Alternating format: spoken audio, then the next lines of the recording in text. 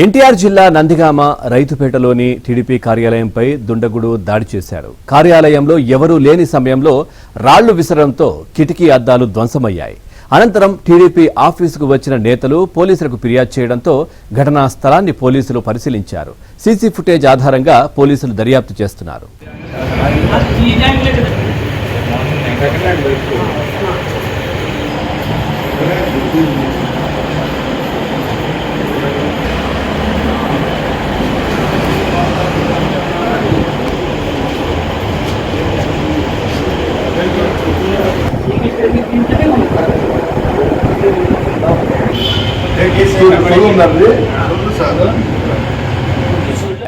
అనంతరం టీడీపీ ఆఫీసుకు వచ్చిన నేతలు పోలీసులకు ఫిర్యాదు చేయడంతో ఘటనా స్థలాన్ని పోలీసులు పరిశీలించారు.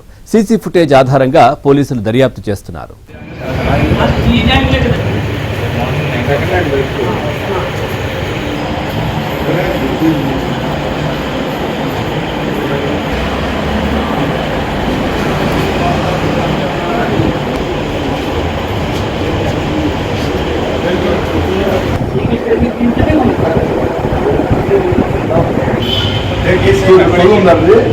సార్